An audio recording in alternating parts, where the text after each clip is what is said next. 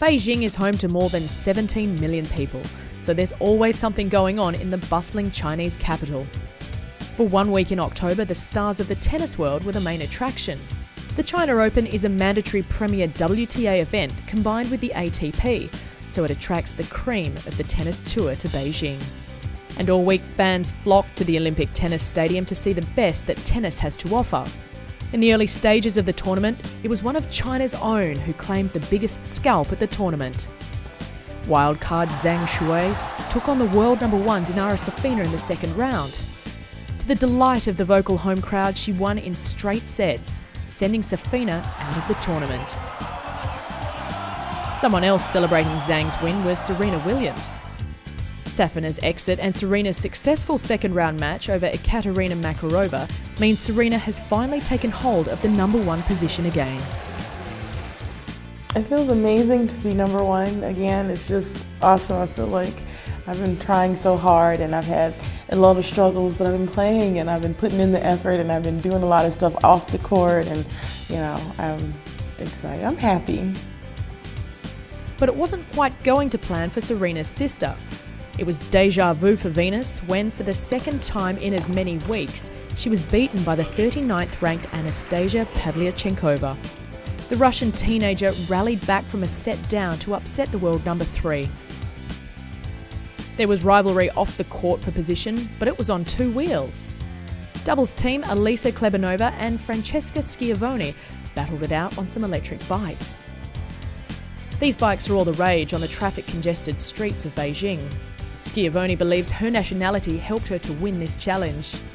I love motorbike, and I come from the same country than Valentino Rossi, so that's great. Also doing her country proud on the court was Peng Shuai. She ousted the defending champion and former world number 1 Jelena Jankovic in 3 hard-fought sets. In the next round, she again delighted the crowd with her giant-killing form, defeating another former number 1 who was on a winning streak after winning the title in Tokyo last week. But Maria Sharapova's run was over, beaten in straight sets by the hometown favourite.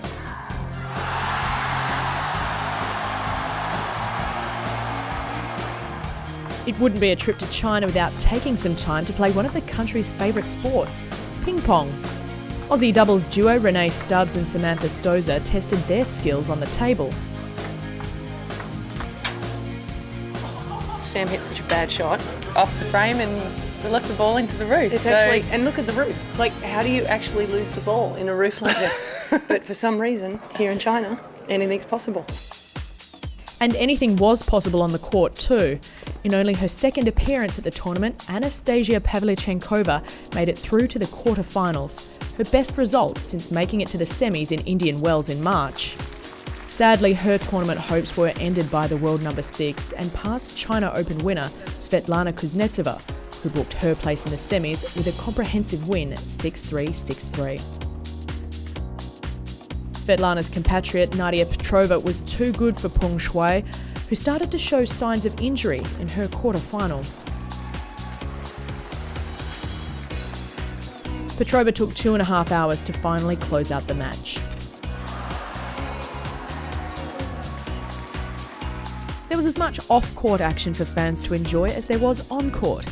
Vera Zvonareva was only too happy to sign some autographs for fans, as she was having a great tournament.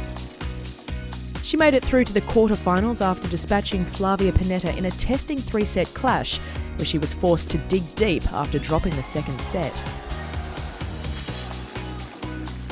Marion Bartoli was her next opponent in the semi. Zvonareva raced away with the match, and after leading by a set and being up 5-1 in the second set, she lost concentration. Bartoli came back from the brink of defeat to claim her place in the semis. Elena Demencheva faced off with Agnieszka Radwanska in the other quarterfinal. Radwanska broke Demencheva's shaky serve 6 times, and she went down 7-5, 6-3. The first semi-final was an all-Russian affair. 6th seed Svetlana Kuznetsova against the 13th seed Nadia Petrova. A sluggish-looking Petrova struggled to find her rhythm in the match, and her higher-ranked compatriot took advantage of the situation. And in just over an hour, Kuznetsova had reserved her place at the China Open final. 12th seed Agnieszka Radwanska took on Marion Bartoli in the other semi. Radwanska broke her French opponent in the off and then took the lead in the first set. It wasn't all smooth sailing in the second set. Radwanska found herself down 3-1 before launching a fight back. There was to be no comeback from Bartoli on this occasion, and Radwanska prevailed 6-4, 6-3, securing a place at her first Sony Ericsson WTA Tour final of 2009. Svetlana Kuznetsova looked calm going into her fourth China Open final. She has a 5-3 win-loss record against Agnieszka Radwanska and admitted she felt like the favourite to win. The Russian flew out of the blocks and broke Radwanska in the first game. She took another service game off her Polish opponent and then seized the first set 6-2. Radwanska couldn't have known what hit her when Kuznetsova came back out and broke her again in the second set. Radwanska gathered herself and held serve for the rest of the set, but one break was enough for Kuznetsova to seal the match. She walks away with her second China Open title and a cheque for $750,000. Yeah, it's great, to win this tournament, and I didn't realize that it was such a high category and amount of prize money till this morning, and I was like, when I looked at it, I was like, oh my God, why do I play always the best tennis when it's important? So it's great for me. I think it was a great week. I really feel in my game, and it's great.